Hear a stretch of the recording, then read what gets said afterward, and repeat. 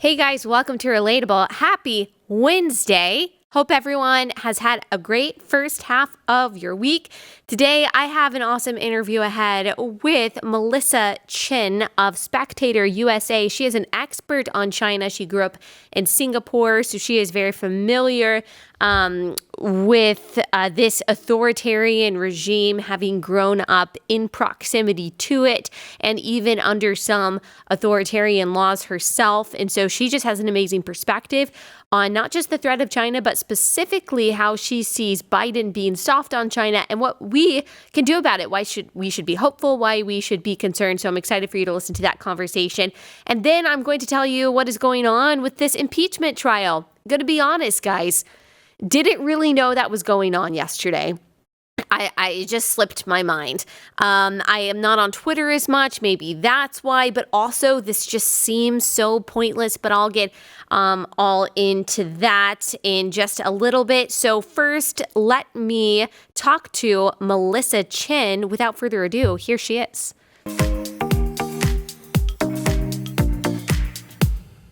Melissa, thank you so much for joining me. I want to talk to you about the Biden administration and their take on China.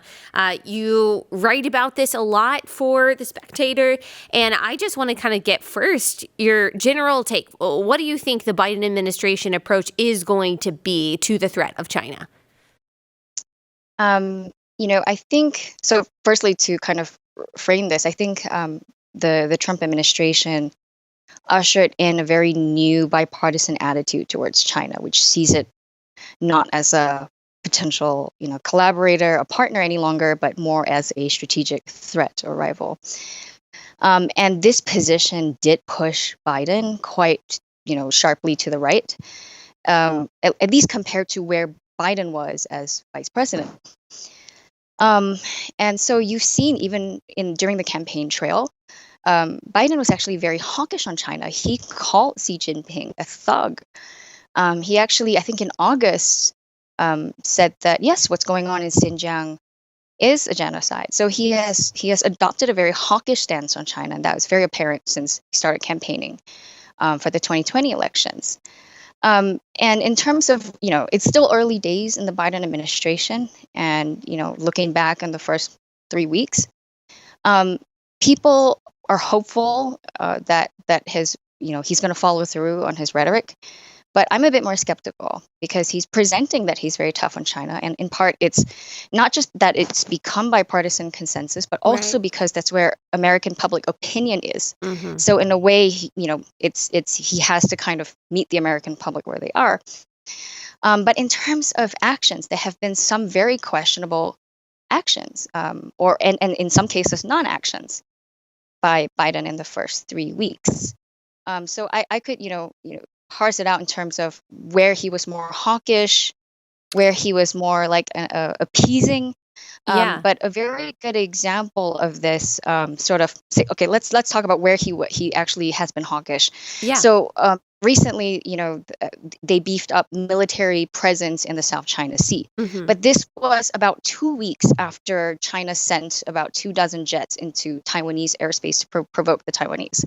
But that's all that has happened. There hasn't been any verbal condemnation. He hasn't even met with Xi Jinping since he took office or even spoken to him. Mm-hmm. And, that's probably one of probably the only good sign from the Biden administration so far is his beefed up military presence there. But other than that, if you look at his actions in terms of executive order sign, it looks very much more like appeasement.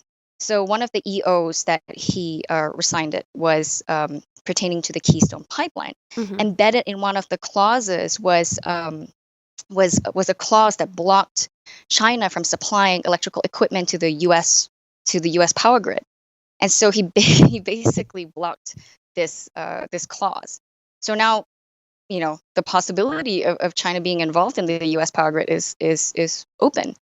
Okay, so he just to clarify, so I understand, he rescinded an executive order by Donald Trump on the Keystone Pipeline, and by rescinding that, he also rescinded a clause which prevented China from having any control over our power grid. So now China does have the potential to have control over our power grid, thanks China to and Joe Russia, Biden. actually.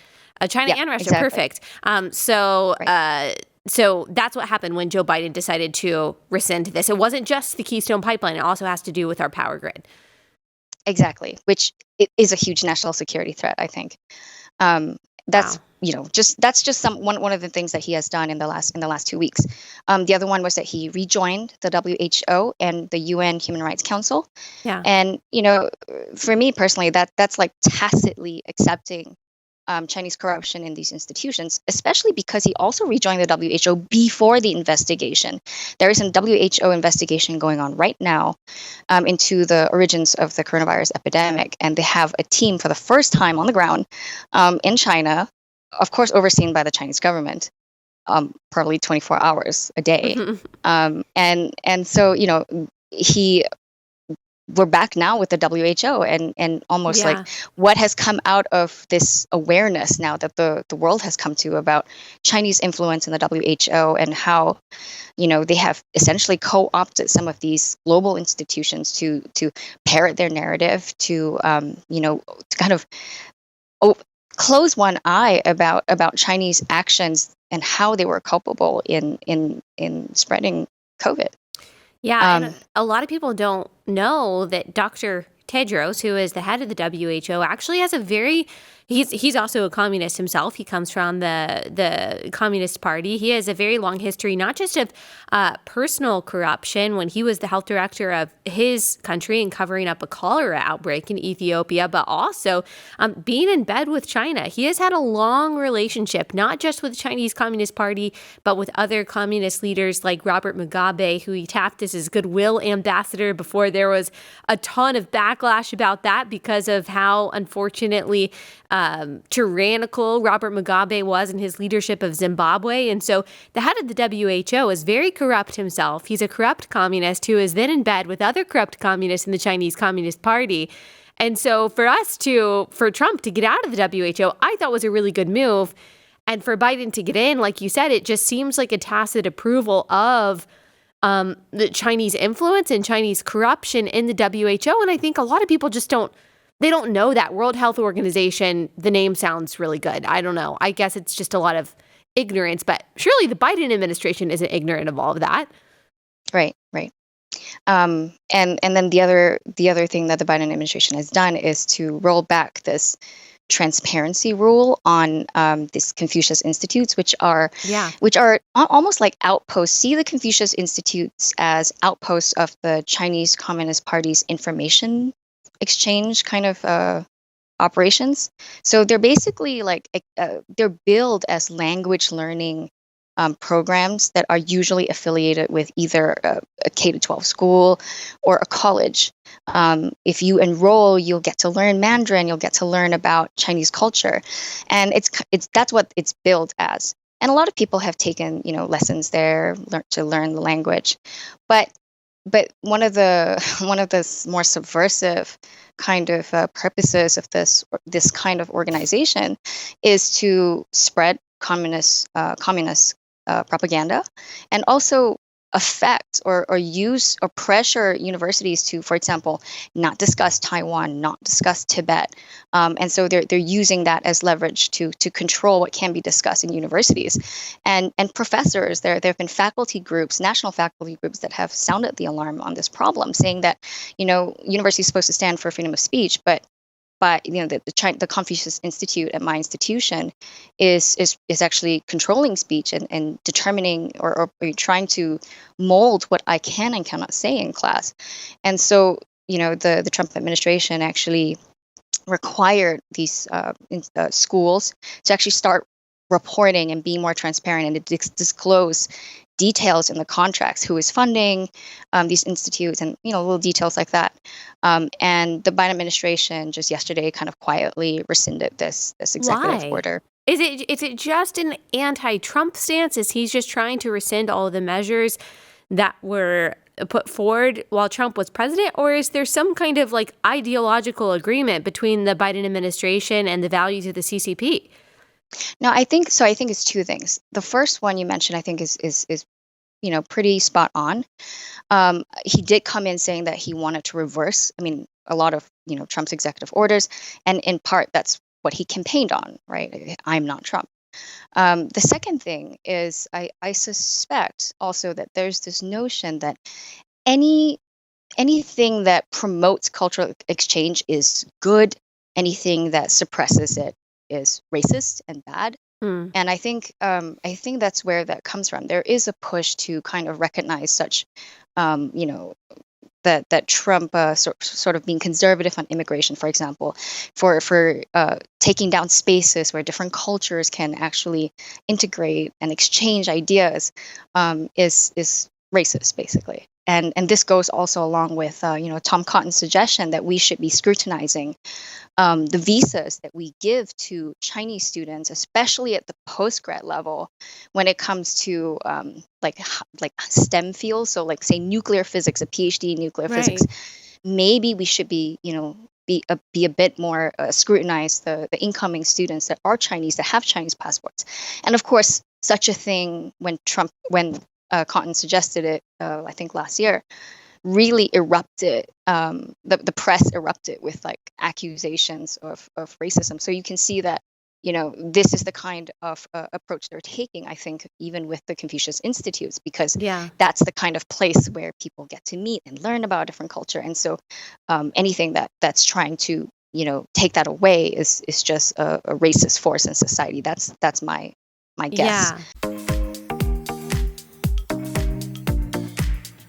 Okay, got to take a quick break to tell you guys about Patriot Mobile. They are America's only Christian conservative wireless provider, and really good news, they have just expanded their coverage dramatically, which makes it easier for even more Americans to dump the big name carriers who charge way too much money, and then they take your money and they give it to left-wing causes that you and I don't support. You don't have to worry about that with Patriot Mobile, and switching over is really easy. They use the same network as the larger providers, but they charge a lot less.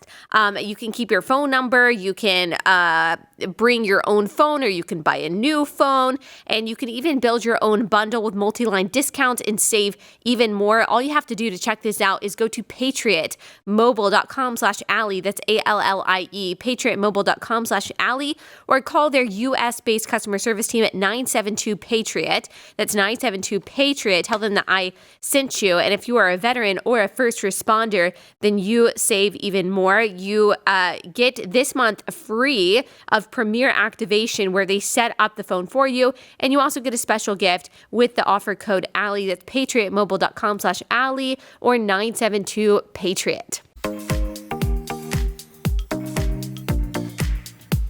You can really see how, and you hear how, the Chinese Communist Party has kind of like used the charge of racism against the United States, which is so popular, especially right now, to say that America is just terribly systemically racist, that racism is our biggest problem. The Chinese Communist Party loves that, and they use that to their benefit to, one, make people here kind of look away from their sins. They can, for example, get the support of the NBA, and, kind of turn the NBA social justice passion towards the racist problems in America. And I think the same goes for academia. The same goes for some Democrats and some progressives. If they can kind of turn their attention towards how racist America is, they can kind of be shielded. They can be shielded by that kind of social justice cause in a way, to say that any criticism of China is actually just, America's very racist roots manifesting And themselves. actually, I don't know if you notice a similarity between, the criticism of Islamophobia, Mm, because criticizing, say, the theocracy of Iran and say their very poor record of human rights, for example, can be considered Islamophobic, which is racist, right? By mhm. proxy. It's become a synonym for racism. And by doing that, you are shielding Iranian theocracy from Yeah. criticism, which is exactly the same race card that the Chinese Communist Party wants to play, because it shields them from any sort of criticism, and they know what they're doing. Right. So, right. The And other thing, sorry. no, go ahead. Well, the other thing that the Biden administration has done is, in the first week, actually, was to issue a memorandum effectively banning the phrases China virus or Wuhan flu. Yes. in the federal government. That seemed to be his priority, which is strange, right? Because it happened in the week that Taiwan was basically menacing Chinese airspace with jets. And again, this for me was a very classic case of moral posturing, because in the first place, this naming convention of tying a virus to its geographical location, where it was either detected or where it came from, has been pretty much scientific consensus for the last 100 years. So nobody was up in arms about the Zika virus or the Middle East respiratory syndrome, or even Lyme disease, which is a place in Connecticut. This has been just how epidemiology and virology, this has been a common practice. But all of a sudden, when it came to Chinese virus, there was this huge uproar about this kind of being a xenophobic statement that is causing violence against Asians in America. Yeah. And I think this is very much in line with what the Chinese Communist Party wants to portray. They want to de-link China from the virus. I mean, just their actions in terms of trying to steer the theory of how this virus originated, very much in line. State media has actually parroted the claim that COVID was actually created by the CIA or released by the U.S. military. So this only helps the Chinese government. Now, whether or not the rhetoric actually directly causes any violence or harassment, that's up in the air. As far as I can see, I don't think there's been any proof of correlation, of causation. You do see correlation, right? It seems that in the last year that hate crimes against Asian Americans are on the rise. That said, crime in general has been on the rise in 2020. I mean, I think murder rates and robberies have all gone up in almost every major city. So how much of that is ambient racism and how much of that is directly caused because of COVID is very difficult to establish. But of course, there are going to be people who are just regular run-of-the-mill assholes who are going to take it out and attack Asians for this. But it's just never been proven to me that rhetoric is directly causing this, because everybody knows where this is from. Everybody does. Just because you shifted words and called it something else doesn't really change the knowledge that this came from China. So I don't know what, I mean, and also, how effective is this memorandum, given that Trump is no longer in office? He's also been removed from every social media platform. So I don't understand why this was a priority for the Biden administration. And by the way, if this was racist, if China virus is racist, we really have to revamp everything. We shouldn't be calling it the UK variant or the South African variant, because apparently linking a geographic location to a virus is racist. So we're just gonna have to change everything if we're going to be consistent. But it's it's that worldview of intersectionality and critical race theory that the only people that are allowed to have any kind of negative connotation associated with them, according to many progressives, is the Western world, white people, and any kind of criticism of non-white, non-Western people is automatically seen as racist and wrong. And never mind the fact that the CCP is the most racist regime and actually was ousting African people during, the height of COVID, trying to say that they were actually the vectors for the virus, kicking them out of the apartments, kicking them out of restaurants, of course, colonizing South America and colonizing Africa.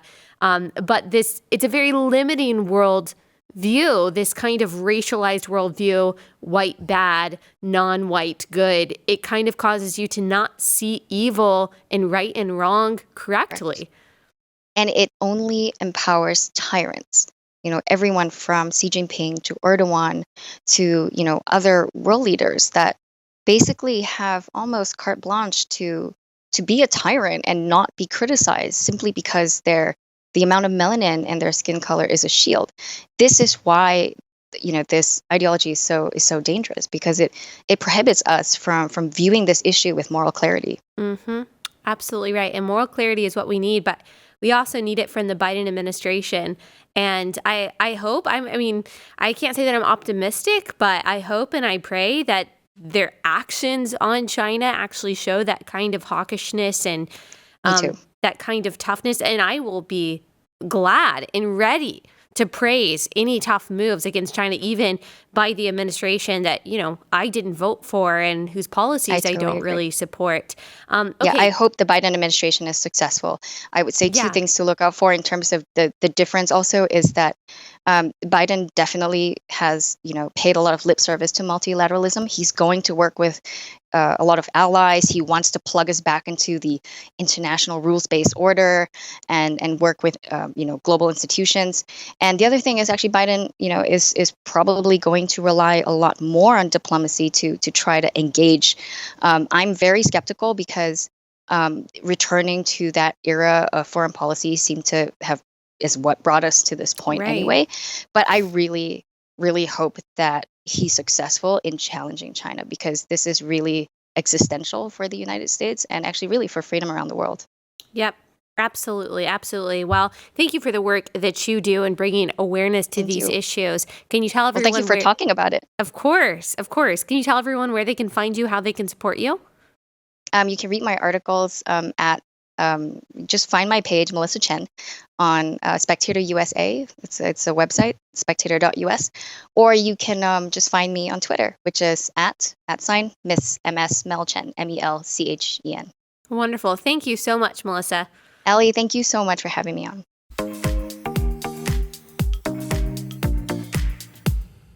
Okay, I've got to tell you guys about a new sponsor that I'm super excited about, and that is Raycon. They make wireless earbuds that work so well, and they just make listening really easy. Going from the normal wire earbuds to the wireless earbuds. I know this sounds dramatic, but it really is life-changing. Like, it just makes your life a lot easier when you can walk around your house listening to something, listening to this wonderful podcast, for example, and you don't have to have like your phone in your pocket or something like that. It just makes everything more convenient. So whether you are listening to this podcast or you're binging an audiobook or you're you're getting through your workout with your favorite playlist, a pair of Raycons in your ears really can make all the difference. You don't have to worry about any like stem sticking out of your earbuds. It fits really well just right in your ear. You could hardly even tell that you're wearing them. It really is just that convenient and that seamless. And there's enough battery life for 6 hours of playtime. So you can unplug for a very long time and you don't have to worry about your earbuds dying right in the middle of this podcast. How tragic would that be? Raycon also makes great sound accessible to everyone with wireless earbuds starting at half the price of other premium audio brands. So if price has stopped you from getting wireless earbuds thus far, then I have good news for you. With Raycon, you get the convenience of wireless earbuds at a fraction of the price. And they're also offering 15% off all of their products for my listeners. And here's what you have to do to get it. Go to buyraycon. That's RAYCON.com/Allie. That's it. Just go to buyraycon.com/Allie. You get 15% off your entire Raycon order. So feel free to grab a pair and a spare. That is 15% off at buyraycon.com/Allie. Buyraycon.com/Allie.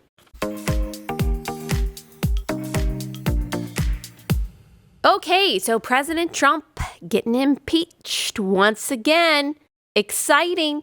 The media just couldn't, they missed Trump so much. Their ratings certainly missed Trump so much that they were like, how can we get the ratings back up? How can we talk about our favorite subject, our favorite person we'd love to hate? Oh, we can impeach him. And so that's exactly what's happening right now. It is just a show.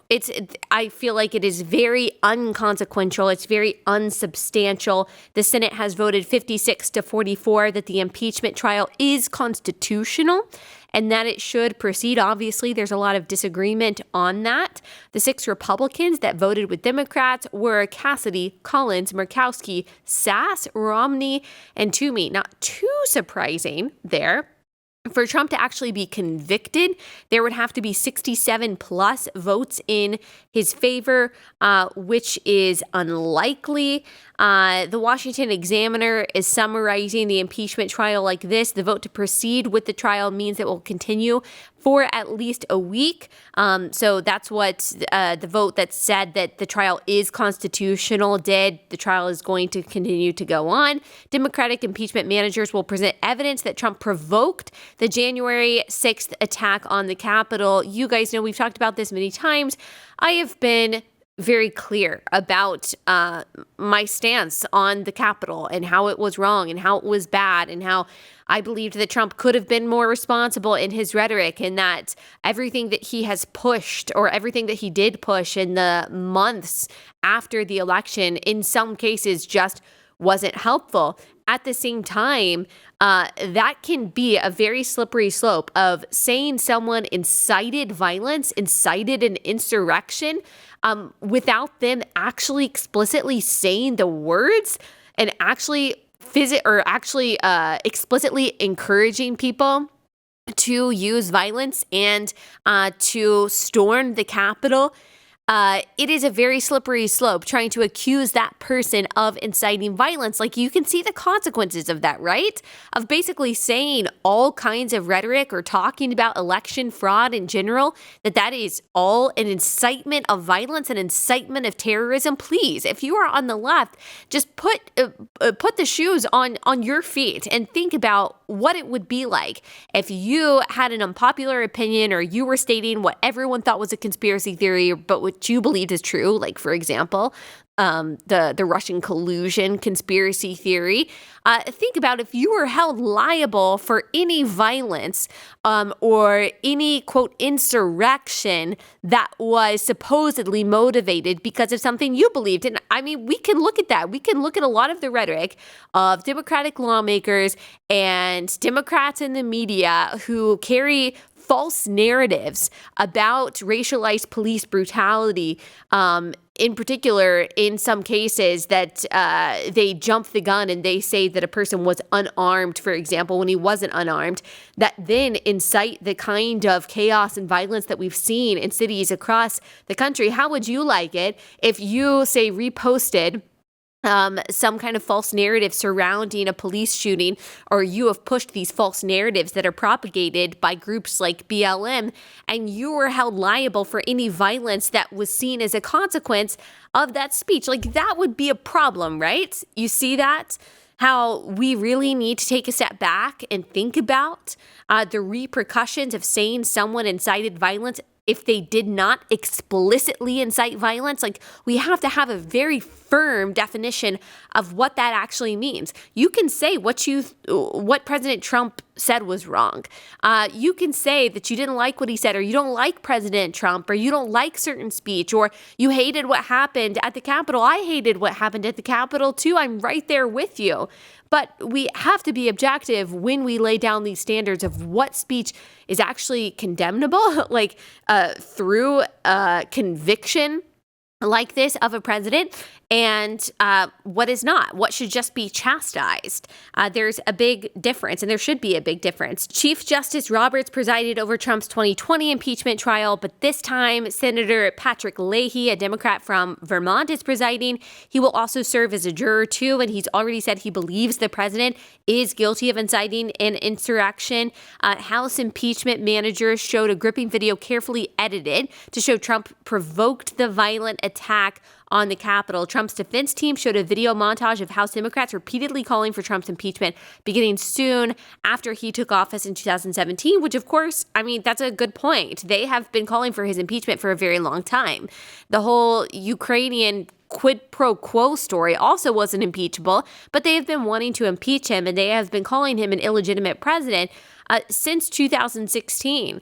And it's just interesting that today the Democrats are saying how dangerous and how violence inciting it is to question the credibility of the 2020 election. And I say that as someone who doesn't think that there was enough fraud to have changed the results of the election in favor of Donald Trump. But the people who are saying that it is so wrong, that it's so violence-inducing and inciting to question the credibility of the 2020 election also didn't accept the result of the 2016 election for months. They called him a Russian agent. And we spent millions of taxpayer dollars on an investigation into what ended up being and what we knew all along was a conspiracy theory, that the Trump campaign only won because he was a Russian agent and he was working with Russia in order to rig the election to win. I mean, that was a conspiracy theory that, again, we spent hundreds of thousands, millions of taxpayer dollars on investigating for years in order to try to get Trump out of office. That was led by the Democrats. And so for them to say, oh, it is just so dangerous, it is just so wrong, it is just so ignorant and imbecilic of all of you to question at all the results of the election after they questioned the results of the election for years and spent our money investigating into their pet conspiracy theory. Are you kidding? Like, I'm sorry. I just can't take their integrity seriously. I just can't. I think there's every reason for people to kind of roll their eyes at what's going on now. Like I said, you can condemn Trump in 1,000 different ways. You can criticize him in 1,000 different ways. I think that's fine. But you do have to ask yourself what kind of precedent this sets. Like, are we just going to keep on exchanging power and using the power and the capital that we have to ruin political opponents based on very little reasoning, very little grounding? That just doesn't seem very sustainable to me. That doesn't seem like a country that we really want to live in. It doesn't seem like that is creating any sort of progress. And so it's a national embarrassment that we're even having this conversation about a retroactive impeachment that really doesn't make a whole lot of sense. It doesn't make to me any constitutional sense. It doesn't make to me any sort of legal sense. And again, you can be as against Trump as you want to. I'm totally fine with that. I'm fine with criticism of Trump. But to say that this is justified, but the standards don't apply to your side, when you could be saying that plenty of Democrats' rhetoric did in some ways encourage violence or perpetuate false narratives and conspiracy theories that have encouraged the violence that we've seen completely ruin cities over the past few months. I don't know. It's hard for me. It's hard for me to see that. It's hard for me to see the consistency and the logic there. Like I said, I think that this is just a way for Democrats to bring back their punching bag to try to distract people from the far left progressivism that the Biden administration has been pushing. It's a way for media to get their ratings back up. I mean, the Democratic Party and the media, yes, they hate Trump, but they love Trump because Trump gives them a way to be virtuous without having to be virtuous. I was talking about the other day on Twitter about how hating Trump became a personality trait for a lot of people. It became like their most interesting fact that they would tell when they were introduced to a group. And it also became kind of an arrow in their quiver, like a virtue arrow in their quiver. And that they would kind of use their hatred of Trump as a signal of their virtue. They could be a terrible person in every other way, but if they hated Trump enough, that means that you're really tolerant, that you're really compassionate, that you're really a loving person. I mean, we've seen that over and over again. People get all the points in the world for hating Donald Trump, even if the rest of their life is in shambles and they're actually a very selfish, grotesque person. We've seen that a lot, unfortunately, with some of the leaders of the Lincoln Project. They are bowed down to by a ton of people on the left. Not everyone. There are a lot of true progressives that still don't like the Lincoln Project and see them as the grifters that they are. But there are a lot of people who bow down to the Lincoln Project for being so virtuous and for being so great and for being true Republicans, because they hated Donald Trump and they hated all the Republicans that the left hates. Well, as it turns out, one of the co-founders of the Lincoln Project has been sexually harassing young men for years and has offered professional favors. This is according to the New York Times, in exchange for sex. And so just realize that hating Donald Trump is not a signal of virtue. Like, it doesn't make you more moral than other people. You can still be a really terrible person and hate Donald Trump. You can be a really terrible person and love Donald Trump as well. But I think for whatever reason, the standards of morality and virtue in this country have become so politicized that people unfortunately see it as this virtue and this signal of tolerance and love if you hate Donald Trump.